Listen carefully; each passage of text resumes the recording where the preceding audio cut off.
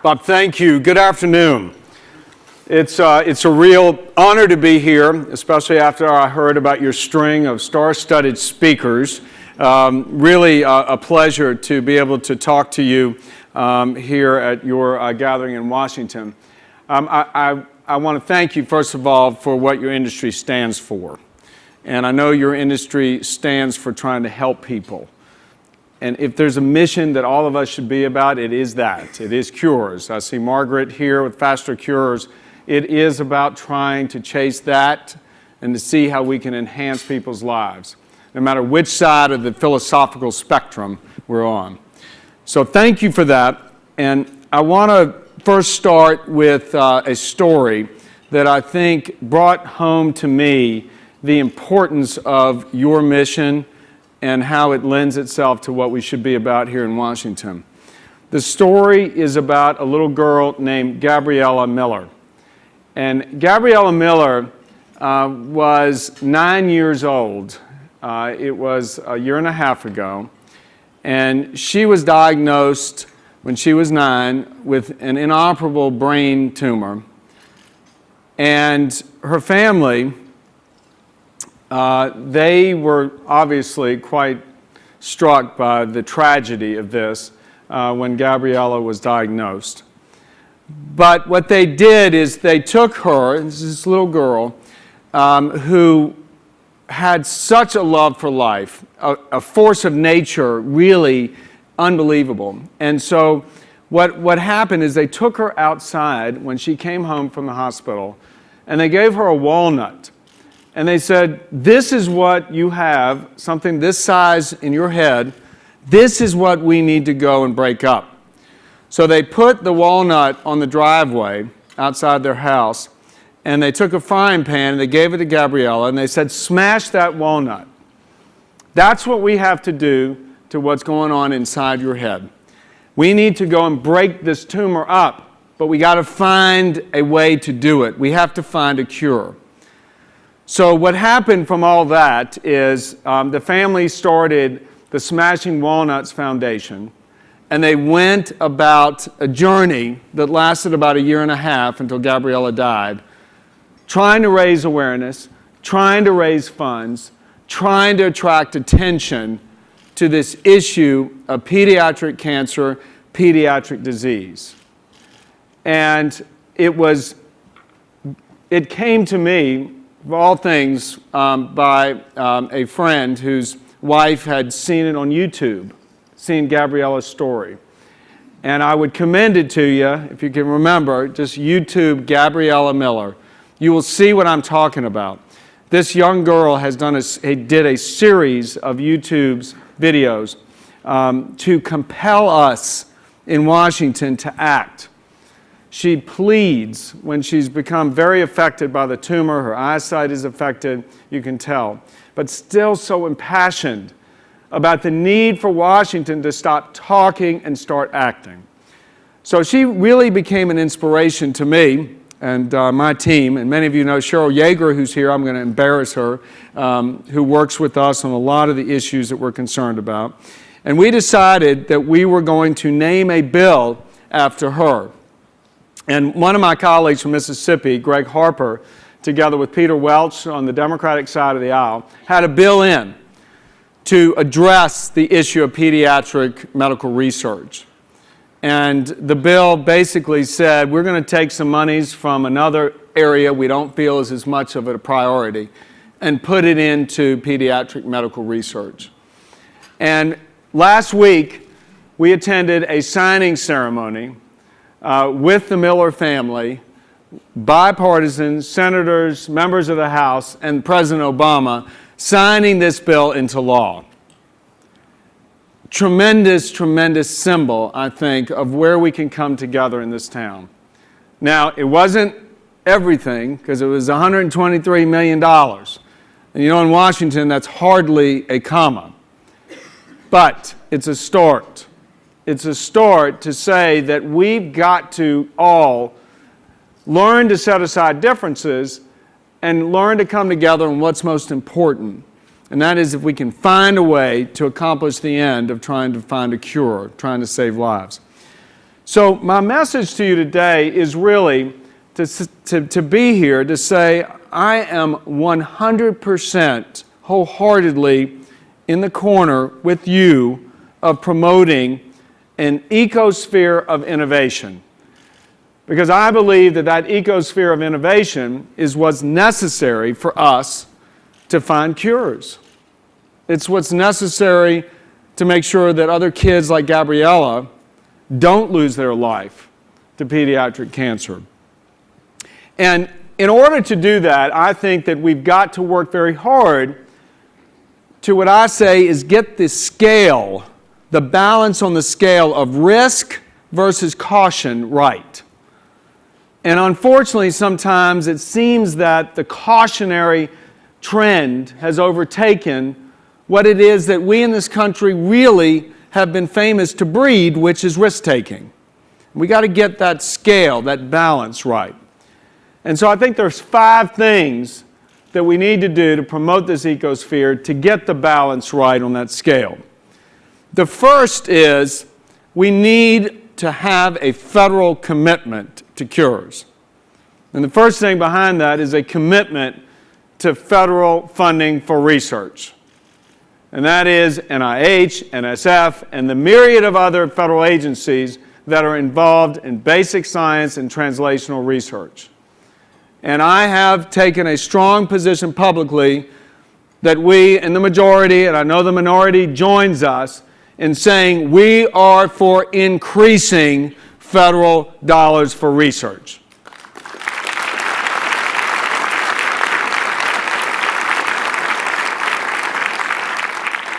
I know you listened to the chairman of the Energy and Commerce Committee earlier today talk about the 21st Century Cures Initiative. This is serious. The chairman of that committee has made it his priority to figure out a roadmap for cures. So I'm fully supportive of that. And then thirdly, as far as this commitment to federal dollars for cures, another colleague of mine, Dr. Andy Harris from Maryland, has decided that his priority this year will be young emerging scientists. Scientists who frankly have been left out due to much of the fiscal squeeze, the impact of what was the sequester, and the fact that incumbent research has unfortunately crowded out a lot of the younger emerging scientists. We want to be about young scientists. We want a future of research in this country. So his priority on that, I think, will be of great import, and we'll look to move some legislation, hopefully in a bipartisan manner, on that end. So then first, cures. Second is intellectual property and the protection of intellectual property. It is as basic as our Constitution. And talking with some of you who operate big concerns abroad, who have moved here from elsewhere, have told me, you come here because we do really hold that protection of property up as a constitutional right, as something that is very basic to who we are as Americans. And I know that technology and other things have really made the issue that much more complex with other industries involved in this issue. But first and foremost, on that scale, that balance, protection of intellectual property to bend towards invention and discovery is what we've got to do. Now, I know there's a lot of discussion in the Senate right now on the patent bill, and we're trying to work to get that right. Third, so we've got federal commitment to cures, we've got protection of intellectual property. Third is this question of FDA policies and process. And I know you've heard from the director, many of you engaged with the agency. I don't have to tell you that we still have work to do in that area. The last bill that we passed on FDA reform did some good, but not enough. 10 years and over $1 billion is just too long and too much to develop a drug. And we got to get better at that. We've got to all commit to making sure that that works. Now, science is moving so quickly that it is tough for a regulatory body that is sort of calcified with bureaucracy to keep up. And so Congress's job is to prod that, is to make sure that we are keeping up with science. So in the area of compassionate use, the area of challenge of alternate uses for drugs, we have got to embrace this, again, making sure that balance on the scale is right, to not just say we're resigned to sit back and do nothing. FDA needs to be more nimble if the goal of ours is to help promote more cures. It's that simple. Fourth, the fourth is the area that I think I spoke about when I was before you 4 years ago, and that is the environment for investment, the environment for the private sector to embrace risk-taking when it comes to drug development, biodevelopment.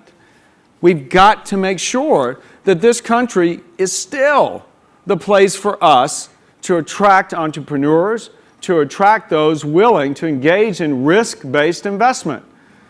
This has a lot to do with tax policy. And there's a tax discussion draft out there that Dave Camp, and chairman of the committee of Ways and Means, has done a great job at putting the issues out there and identifying the reality that there's trade-offs if we're going to be engaged in tax reform. I can tell you, I am one, though, that believes strongly that our tax code should reward capital risk-taking. It should reward risk-based investment. And this is all part of this equation. If we're going to get the scales right, if we're going to say that balancing risk versus caution, we've got to make sure that the price of that risk is not too high. Because if it is, we're not going to have many of you committed to make sure your research dollars are put to use here in America. And fifth is that very sticky question of reimbursement. Again, right on point again with 4 years ago when I was here. Because when we're talking about reimbursement, what we're saying is reality is we have a third-party payer healthcare system in this country. And the government is the biggest payer in that third-party system. And unfortunately, I was here again 4 years ago and I talked about warning about Obamacare and saying the reason why we Republicans resist that bill and now that law is because it's too much about government saying, here's what your price is. Here's what that reward or that return you're seeking is. No more, no less. That's not the right signal if we want investors to go about putting capital at risk. When members of Congress send letters to a company, a pharma company or a bio company, indicating that your price is too high, that does not send the right signal. If we're going to be a country of cures, if we're going to be about saving lives and improving quality of lives through the innovation and research that your industry is about. And I would say we're committed strongly to making sure that we resist that trend. Again, that's why we are taking the position we are as Republicans. We are against Obamacare. We are going to present an alternative plan this year because we don't accept the status quo, but we don't accept government control of all the aspects of our healthcare system. That is why you saw many of us take a very strong stance against this administration's attempt to dismantle Part D. I know your industry was very concerned about that. And I will be honest with you, we had a difference of opinion as to how far we should go. Because what happened was there was an unwillingness to go in and solve the problem once and for all. And so now we've solved it temporarily, but we'll be all back together again trying to make sure that they don't dismantle one of the most successful healthcare programs there are in Part D. So we need your help on that.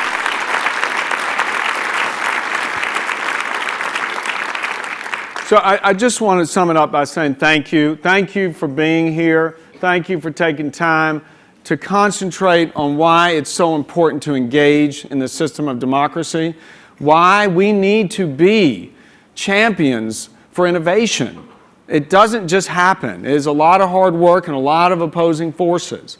And these 5 things that I just talked about, There isn't any one of them that is a silver bullet.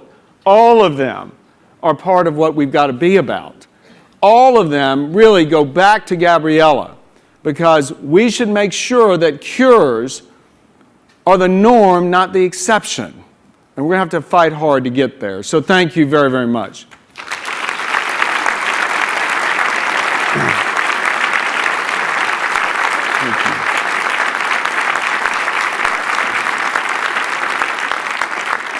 Thank you. I've now been asked to try and answer some questions, so I'm delighted.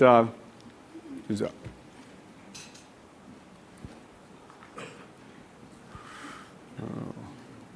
Yes, sir. Congressman John Leckliter, Eli Lilly. How you doing? Good to see you.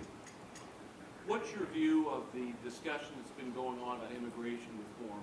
It's a big deal to us because we tend to hire people out of American schools who don't always have the paperwork that they need to stay in this country for very long. We fight hard in many cases to get these folks green cards or permanent visas, and we're not always successful.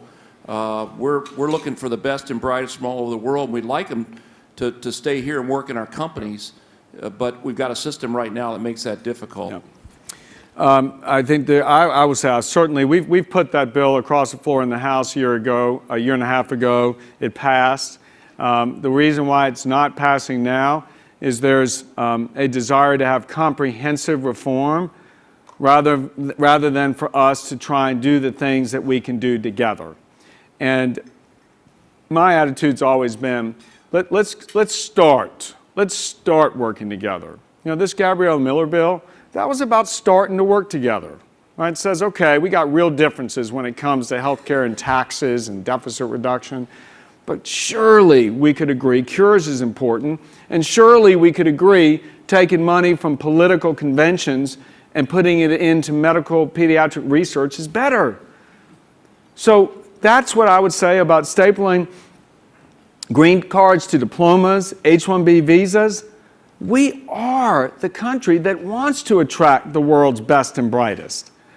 So the problem is it's all or nothing right now. And we have to go and become accustomed to living with each other's differences and trying to make some progress. And so I believe strongly that, you know, listen, we are a country of immigrants. I think most of us would say, and I can recall my grandparents tell me they came here from Eastern Europe, right? And they came here because they were escaping religious persecution. They wanted a better life here. Well, that's the same thing you're talking about. People who want to come here legally, chasing a better life. We are that country. Now, the reason why we're that country, I believe, is that we have a system of laws. We have a system of equal opportunity and rights, a transparency of the judiciary when those laws are violated. And we've got to have that system of law in order to afford that kind of culture of opportunity. So we got to strike that balance. And again, it's trying to drive towards that and seeing if we can make progress every day. Just haven't quite gotten back to being able to do that. So. Chris. I just want to, I don't have a question, I just want to thank you for increasing the funding. I just want to thank you for increasing the funding for the NIH, you know, whatever else we can do, I think we need to do, but also for releasing the sequestered user fees for the FDA, because we can't really advance if we don't have new regulatory science in the agency as well. So thank you for your support. Right, well, that's...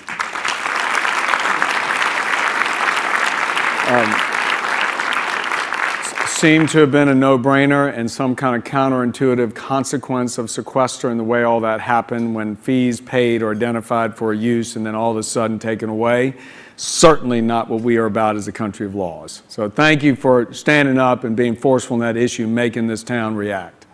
So, yes, sir. My name is Ian Kramer. I'm with the LEAD Coalition. I want to thank you and your colleagues for the omnibus this past winter, where you increased funding for Alzheimer's research specifically. We know you don't earmark, but you walk right up to that line, and we appreciate you doing that. And yet, at the same time, we know that there's a lot longer distance to be walked, that This country, just in terms of Medicare and Medicaid, is spending $140 billion a year on care for people with Alzheimer's.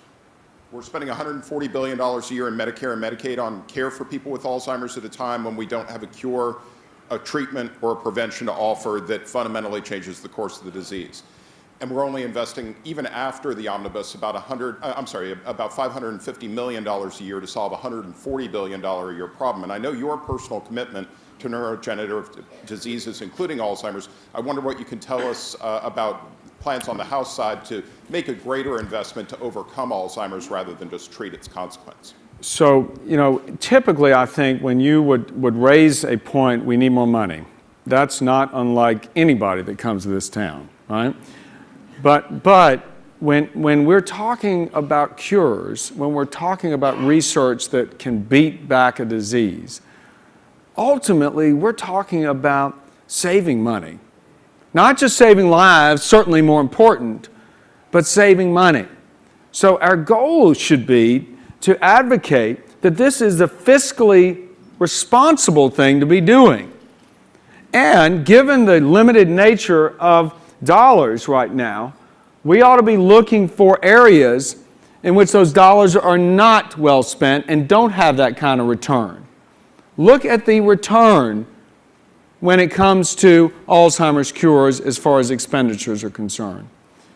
So I think that we've got a great, there's just fact around this. I mean, people always point to polio as being that which now is diminished in terms of its spending because of the progress made. Prostate cancer in the Faster Cures area and the Milken Foundation. Same thing. We can spend less money if we can find cures. So we've got to take that message to those in this town, and frankly, we conservatives believe is we got to get a handle on the spending. But that doesn't mean no spending.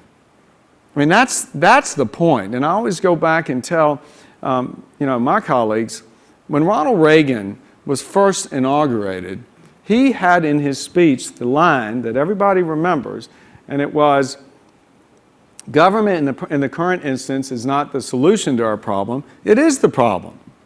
But a couple of sentences later, he said, let there be no misunderstanding. Government should be working with us, not over us. Should be working by our side, not riding on our back. And government should be that which creates and promotes opportunity, not stifles it. And should foster productivity, not do away with it. So it is that message that I believe there's an appropriate role for government. It is smart fiscally, and from a human standpoint, it is doing the right thing by helping people and saving lives. So, thank you all very, very much. I appreciate the opportunity to be here.